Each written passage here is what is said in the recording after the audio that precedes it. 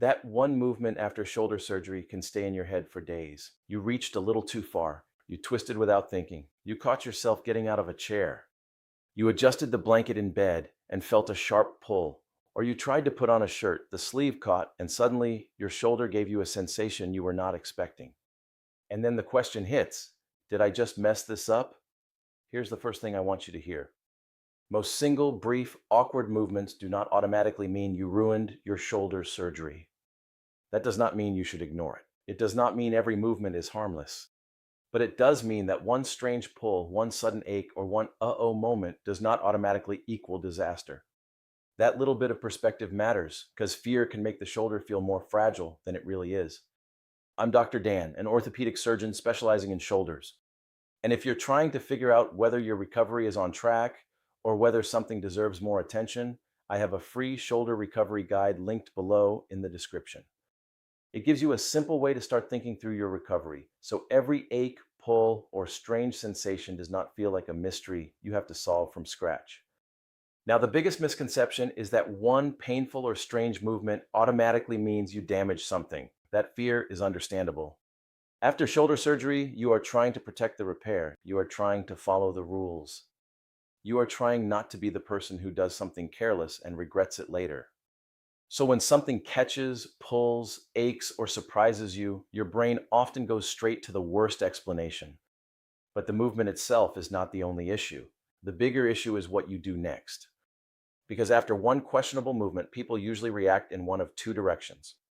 Some panic and shut everything down. Others dismiss it and keep going as if nothing happened. Both can be wrong depending on what actually changed afterward. That is where recovery gets tricky. Let's say you are in the kitchen and you reach across the counter for a coffee mug. You probably should not have reached quite that far. You feel a quick pull in the shoulder. Not terrible, not dramatic, but enough to make you stop. Now, the question is not just, did I feel something? Of course you felt something. This is shoulder surgery recovery. Feeling strange things is part of the landscape. The better question is, what happened after that movement? Did the pain settle? Did it keep escalating? Did your motion change? Did the shoulder feel different for the rest of the day? Did you start guarding? Did your neck tighten? Did you become afraid to use the arm at all? Those questions matter because recovery problems often do not come from one dramatic event. They come from the chain reaction after the event. That is what I call the compensatory cascade. One questionable movement creates fear. Fear creates guarding. Guarding changes how you move. Changed movement makes the neck, upper back, and shoulder blade work differently. That creates more soreness. More soreness feels like more danger. Then you protect more. And now the original movement may not even be the main problem anymore. The reaction has become the problem. This is why one small event can feel so much bigger than it looks on paper. You did not fall. You did not lift a heavy suitcase. You did not decide to reorganize the garage, which, for the record, is rarely a good post-op personality trait. You just moved wrong for a second, but now your whole day is different. You are walking around with your shoulder pulled up toward your ear. You are avoiding the arm when getting dressed. You are asking your spouse to do things you were doing yesterday. You are checking every ache. You are wondering whether to call the office. You are replaying the movement in your mind like a crime scene video. This is the emotional consequence people do not talk about enough. A questionable movement can steal confidence. It can make you feel careless even if you were not careless. It can make you feel like recovery is hanging by a thread. It can make you suspicious of your own body. And once you become suspicious of your shoulder, every sensation gets louder. But again, I want to be clear. That does not mean the movement was harmless. It also does not mean the movement was catastrophic. It means you need a way to interpret it. No one is really guiding you through this part. Your surgeon and physical therapist may be helping, but they are not with you for daily decisions. They are not in your bathroom when you reach for a towel. They are not in your bedroom when you roll over awkwardly. They are not in your kitchen when you instinctively grab something before remembering you had surgery. This happens between appointments when no one is watching recovery moment by moment. That is the 166-hour void. You may spend a short amount of time each week with medical professionals, but most of your recovery happens outside those visits. And most of the confusing decisions happen there too. That is why standard care does not always guide daily decisions. It gives you important rules. It gives you restrictions. It gives you follow-up visits. It gives you therapy progression. But it usually does not give you a moment-by-moment framework for interpreting isolated events. And isolated events are exactly what patients worry about. You did one thing, you felt one thing, now you have to decide what that one thing means. Here is another example. You are getting dressed. You try to slide your arm into a sleeve. The shirt catches, your shoulder tenses, you feel a sudden ache. Now you freeze. The decision is not simple. Do you treat the movement like damage? Do you ignore it completely? Or do you ask what changed afterward? That is the missing framework. Most people do not have a consistent way to judge what this means or what to do next. So they start guessing. They guess whether pain means damage. They guess whether stiffness means they should move less. They guess whether soreness means they should cancel therapy. They guess whether a pull means they stretched something too far. They guess whether they should call, wait, rest, push, protect, or panic quietly while pretending they are being reasonable. And guessing has consequences. If you treat every questionable movement like damage, you may drift into overprotection. That can create stiffness, guarded movement, and loss of trust. You may stop using the shoulder in safe ways because you are afraid of repeating the sensation. If you ignore every questionable movement, you may miss patterns that deserve attention. You may keep irritating the shoulder because you are trying to prove that you are fine. The hard part is that both reactions can feel responsible in the moment. Overprotecting feels responsible. Pushing through feels responsible. Calling the office feels responsible. Waiting feels responsible. That is why this is not about toughness. It is not about being brave.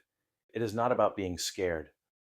It is about interpretation. The shoulder may be medically progressing, but your confidence can still fall behind if every home event turns into a mystery. And when people do not know how to interpret these moments, they often become reactive. Something happens. They feel fear. They change everything.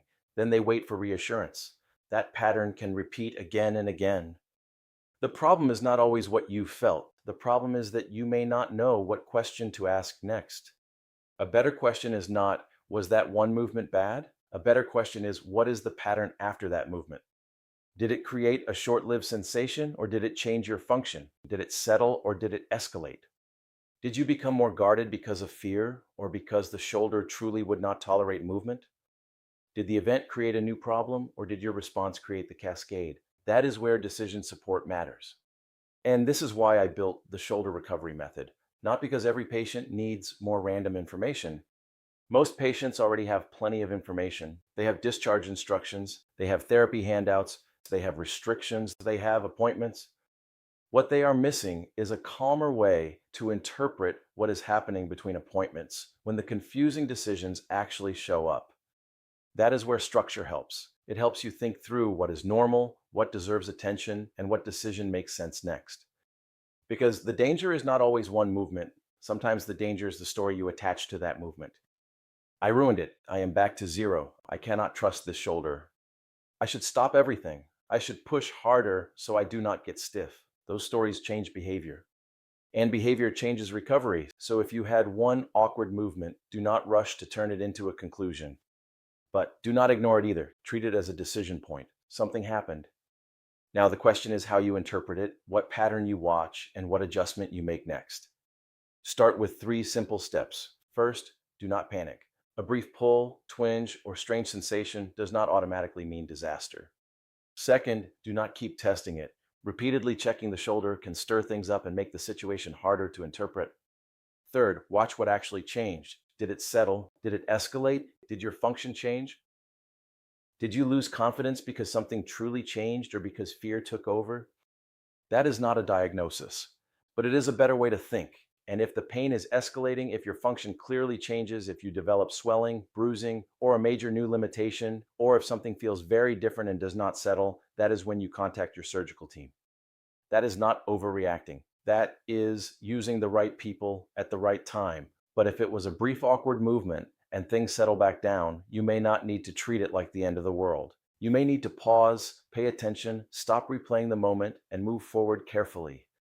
That is the part most patients are not prepared for, not because they are careless, because standard recovery instructions usually do not cover the hundreds of small, strange, real-life moments that happen at home. And that is where the gap lives. If you want to understand how to tell whether a difficult moment is just part of recovery or something that deserves more attention, watch. Is it a setback or a red flag? Thank you for watching. I'll see you next Thursday.